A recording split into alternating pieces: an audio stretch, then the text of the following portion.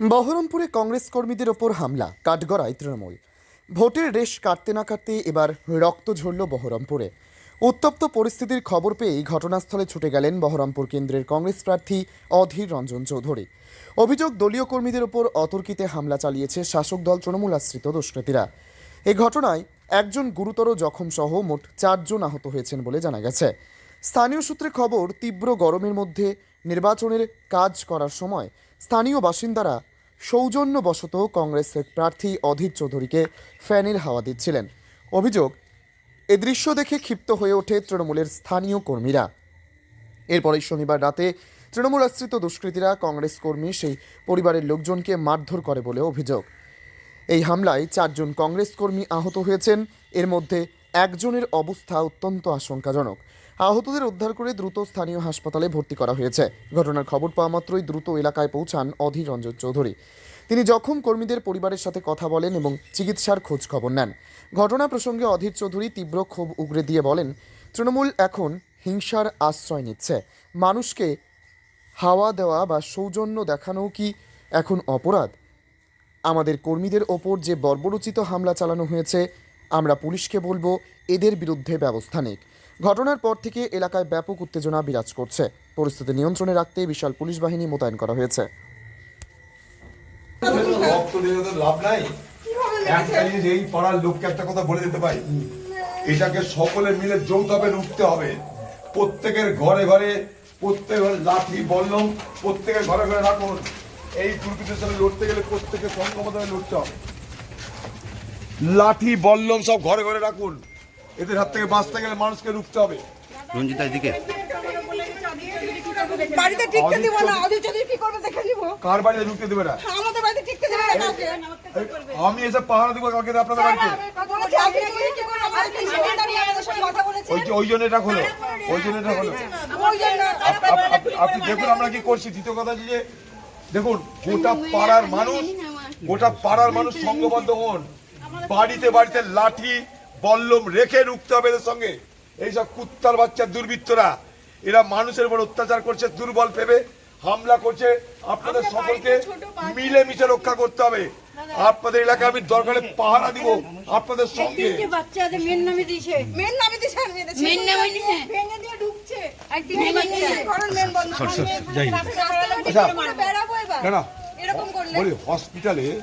হসপিটালে যারা চিকিৎসা করতে গেছে তাদের সঙ্গে লোক গেছে তো আপনাদের? ডায়েরিটা ঠিক মতো এফআইআরটা করেছেন তো? থানাতে থানাতে পুলিশ এখানটায় পুলিশ চলে গেছে।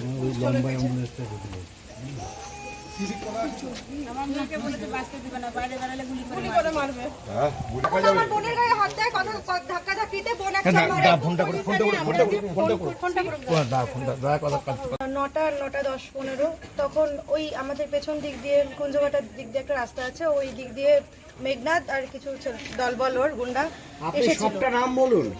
আমি সবটার নাম জানি না, মেঘনাথটা আমি জানি। ঠিক আছে, ঠিক আছে। আচ্ছা দিদি আমাদের তো তারপর ওখানে ডিরেক্টলি বাবাকে মারতে আসে। সেখানে আমার হাজবেন্ড আর আমার বোন ছিল, তো তারা আটকায়। আর তখন আমার বোনের সঙ্গে কথা হয়। কথা কাটাকাটিতে বোনকে ব্যাট টাচ করে, আর বোন তখন 2 চড় মারে।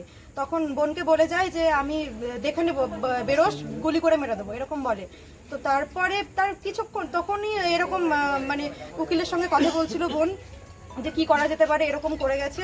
তো এর কথা বলতে বলতেই বেশ মিনিট খানিক পর, কটা বাজবে তখন, 8 ঘন্টার মতো পর এই গেটে এসে বিশাল চিৎকার চেঁচামেচি শুনি। আমি ছিলাম ওই বাড়িতে তখন। ওই কেসটা হওয়ার পরে আমি শোনার পরে এলাম। তখন এসে 5 মিনিট পর দেখছি এই গেটে বিশাল জোরে লাথি মারছে। এখানে গেটটা ভেঙেছে।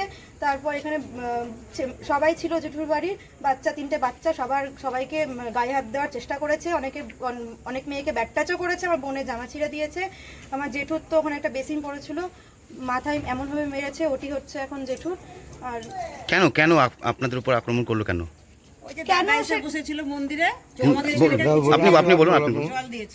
ভোট চলাকালীন, ভোটের ঠিক ভোট যখন শেষ হব তখন স্যার এসেছিলেন, অধীর স্যার এসেছিলেন। তো মন্দিরে ওখানে অনেক ভিড় ছিল, মন্দিরে ওখানে বসেছিলেন। তো ওখানে পাখা টাকা চলছিল। তো আমি পাখাটা শুধু ওনার দিকে ঘুরিয়ে দিই। উনি বলেছিলেন যে এখানে অনেক মানুষ আছে, আমার একা আমি হাওয়া খাবো না। তো আমি বলেছিলাম ঠিক আছে সবাই খাবে, এই কথাটা আমি বলেছিলাম। তো তারপরে কেউ জল খাওয়ায় ওনাকে, এরকম জল দেওয়ার চেষ্টা করে, উনি নেন না।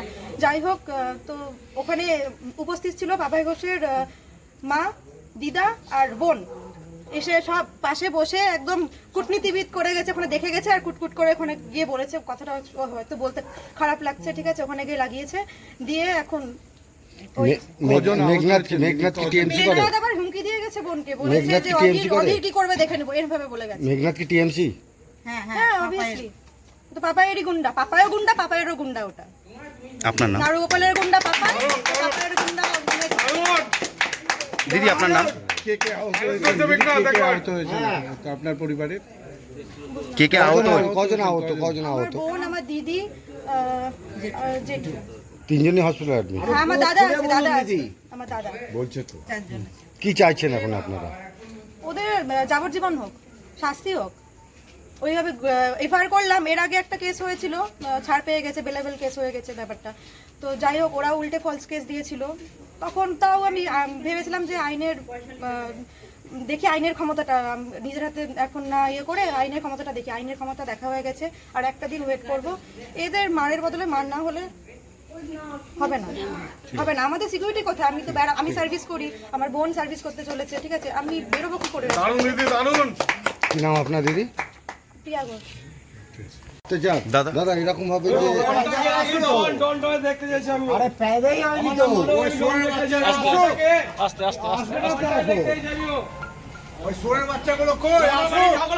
আমার নাম মানব, কথা বল, ডনাতে দেখবো একবার,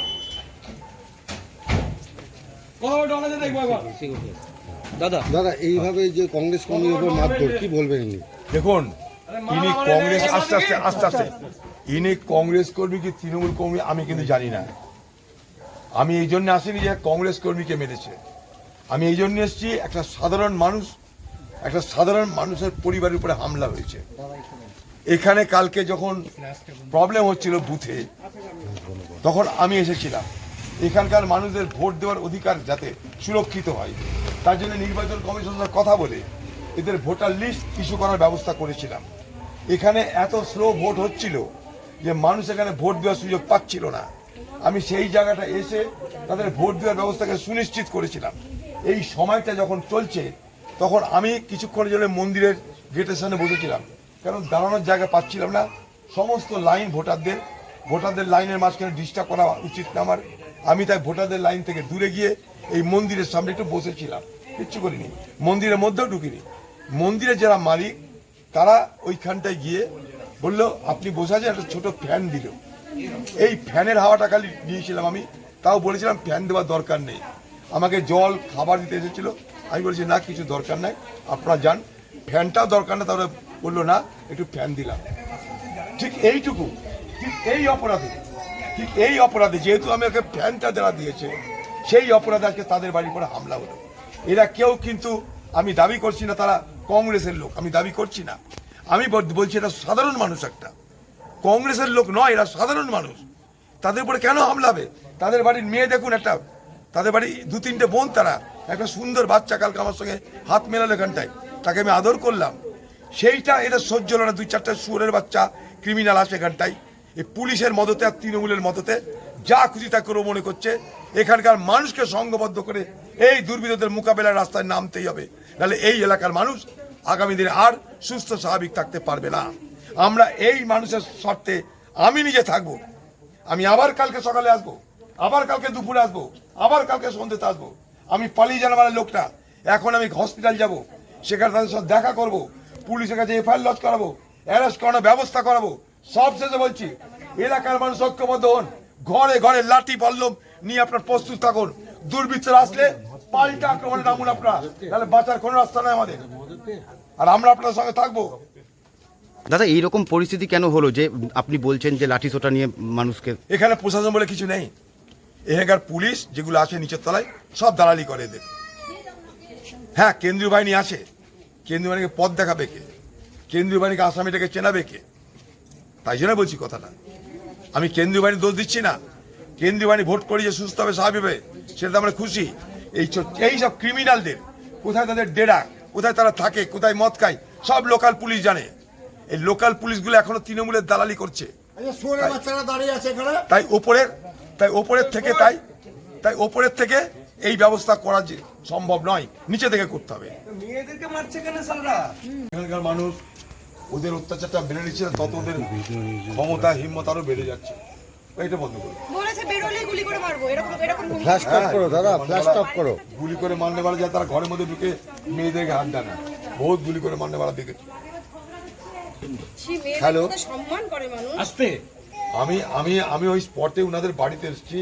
গোটা বাড়ি মানে পিয়ার স্টিকেন বাড়ি, একটা বাড়িতে রক্ত পড়ে আছে, বাচ্চা তারা একদম বাচ্চা, 4 বছরের বাচ্চা আছে, 3 বছরের বাচ্চা আছে। কমপ্লেন করার জন্য কমপ্লেনটা থানায় যাবে কি করে? তারা হসপিটালে ভর্তি হয়ে গেছে, আমরা কমপ্লেনটা দেবো কি করে? আচ্ছা ঠিক আছে, আমি হসপিটালে আমি নিজেই যাচ্ছি, তাদেরকে আমিও বলবো। কোন হসপিটালে গেছে? মেডিকেল চলো আমার সঙ্গে, চলো হসপিটালে চলো, ওদেরকে মেডিকেল করাবো, এফআইআর সেভাবে করাবো, রাতে যাতে ওদেরকে ব্যবস্থা হয়। আর এই এলাকার সব মানুষের কাছে, এই এলাকার সব মানুষকে, এই এলাকার সব সাংবাদিককে দেখো, ওই ভিতরে রক্তটা দেখেছো? আর এই পাড়াতে কালকে আমি আবার আসছি, আপনারা সবাই এখন এই পাড়ার বাড়িতে লাঠি বল্লম সুরকি রাখুন, কোনো কেঁদে লাভ নাই, লাঠি বল্লম সুরকি রাখুন, আমরা থাকবো। ওইসব কুত্তার বাচ্চাদের দুর্বৃত্তদের পিটিয়ে তাড়িয়ে দেওয়া হবে এখান থেকে। আপনারা রুখছেন না বলে আরো হচ্ছে, রুখতে হবে। না জানি, এমনি দাঁড়িয়ে মার খাবার থেকে রুখার দরকার, চেষ্টা করতে হবে। আপনাদের এখানটা আমি বসবাস করবো, হ্যাঁ জানি, রুখতে হসপিটালে ভর্তি হয়েছে, রুখতে গেলে ভর্তি হতো না, দাঁড়িয়ে থাকার জন্য ভর্তি হচ্ছে। রুখতে গেলে ভর্তি হতো না, রুখতে গেলে ওরা ভর্তি হতো, এতগুলো, ওরা কেউ বীর পুরুষ না। এতগুলো মানুষ যদি বেরিয়ে আসে হাতে লাঠি নিয়ে, ওরা এই কাজ করতে পারে না। আমরা মার গলা পেতে দিয়েছি তাই মারছে, রুখতে গেলে ওরা হাসপাতালে যেত। আজকে ভয় করছে, ঘৃণাও তৈরি হচ্ছে, একসঙ্গে মোকাবেলা করতে হবে। আমি কালকে আবার আসছি আপনাদের কাছে। না, ঘর খুলে রাখবেন,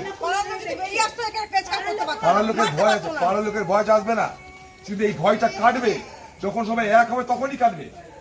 পুলিশের পক্ষ থেকে আমরা যা করাচ্ছি, আমি নিজের থানায় হসপিটালে যাচ্ছি, এফআইআর যেভাবে করাচ্ছি। কিন্তু আপনাদেরকে আমার বক্তব্য একটাই, এই পাড়ার যুবকদেরকে একটাই বক্তব্য, আমি কালকে আবার আসছি, সংঘবদ্ধ হতেই হবে। বাঁচার রাস্তা একটা, সংঘবদ্ধ হওয়া। তাহলে আজকে আপনার বাড়িতে হচ্ছে, কালকে আরেকজনের বাড়িতে হবে। আমি এখানে কিছু করিনি, ধর্মাক্ত অবস্থায় খালি মন্দিরের সামনে বসেছিলাম, আর ওদের এই মন্দিরের পক্ষ থেকে একটা ফ্যান দিয়েছিল খালি। এইটা অপরাধ এদের, সেই কারণে আজকে হামলা হলো।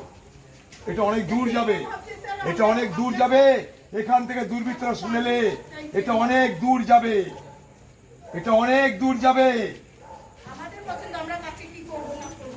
এই